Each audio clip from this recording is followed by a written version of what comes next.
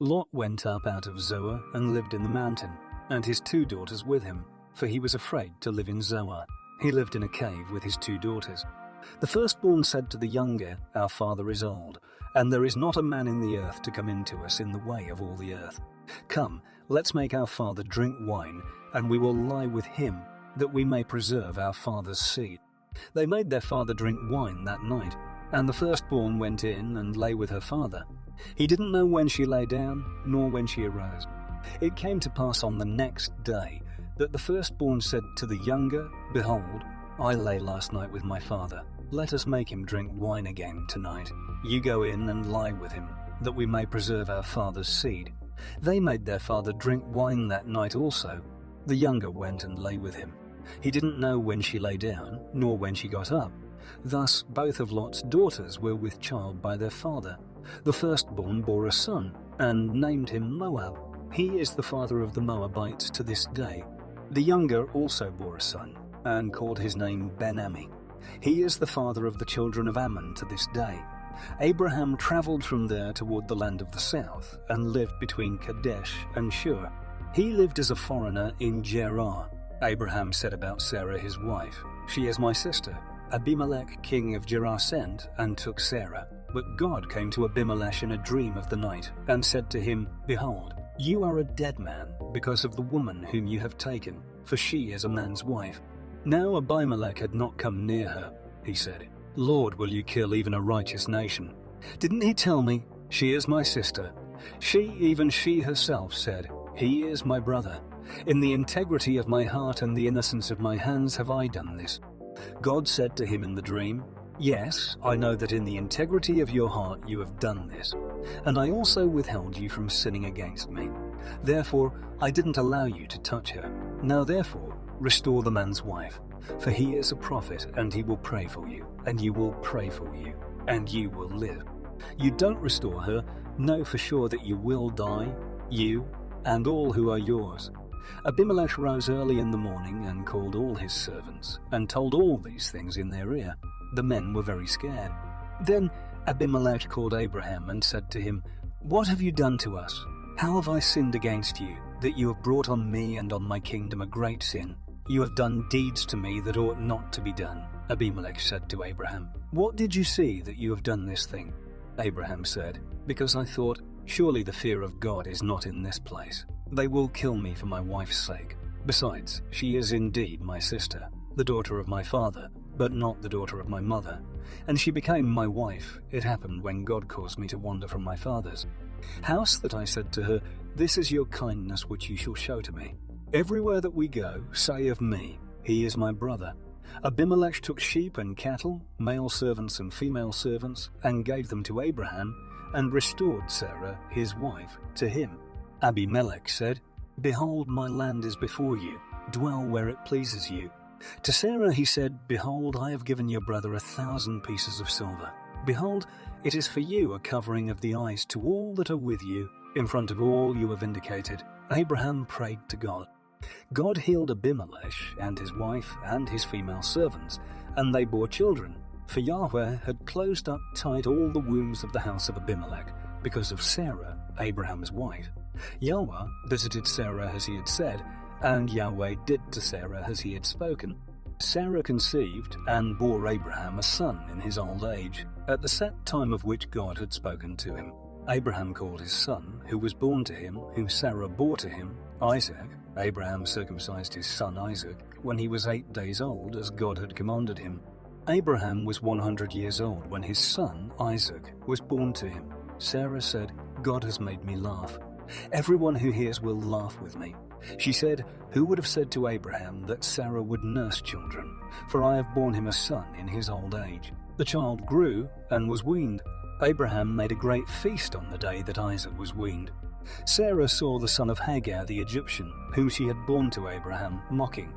Therefore she said to Abraham, "Cast out this handmaid and her son, for the son of this handmaid will not be heir with my son, Isaac." The thing was very grievous in Abraham's sight on account of his son. God said to Abraham, "Don't let it be grievous in your sight because of the boy and because of your handmaid. In all that Sarah says to you, listen to her voice. For from Isaac will your seed be called. I will also make a nation of the son of the handmaid, because he is your seed." Abraham rose up early in the morning and took bread and a bottle of water, and gave it to Hagar, putting it on her shoulder, and gave her the child and sent her away. She departed and wandered in the wilderness of Beersheba. The water in the bottle was spent, and she cast the child under one of the shrubs. She went and sat down opposite him, a good way off, about a bow shot away, for she said, "Don't let me see the death of the child." She sat over against him and lifted up her voice and wept. God heard the voice of the boy. The angel of God called to Hagar out of the sky and said to her, "What ails you, Hagar? Don't be afraid, for God has heard the voice of the boy where he is. Get up, lift up the boy and hold him in your hand, for I will make him in your hand, for I will make him a great nation." God opened her eyes, and she saw a well of water. She went, filled the bottle with water, and gave the boy drink. God was with the boy, and he grew. He lived in the wilderness, and became, as he grew up, an archer. He lived in the wilderness of Paran. His mother took a wife for him out of the land of Egypt. It happened at that time that Abimelech and Phicol, the captain of his army, spoke to Abraham, saying, "God is with you in all that you do. Now therefore swear to me here by God that you will not deal falsely with me, nor with my son, nor with my son, nor with my son's son, but according to the kindness that I have done to you, you shall do to me, and to the land in which you have lived as a foreigner." Abraham said, "I will swear." Abraham complained to Abimelech because of a water well which Abimelech's servants had violently taken away. Abimelech said, "I don't know who has done this thing. You didn't tell me, neither did I hear of it until today." Abraham took sheep and cattle and gave them to Abimelech. Those two made a covenant. Abraham set 7 ewe lambs of the flock by themselves.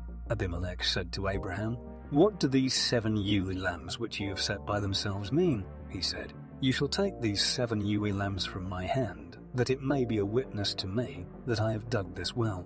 Therefore he called that place Beersheba, because they both swore there. So they made a covenant at Beersheba. Abimelech rose up with Phicol, the captain of his army, and they returned into the land of the Philistines. Abraham planted a tamarisk tree in Beersheba and called there on the name of Yahweh, the everlasting God. Abraham lived as a foreigner in the land of the Philistines many days.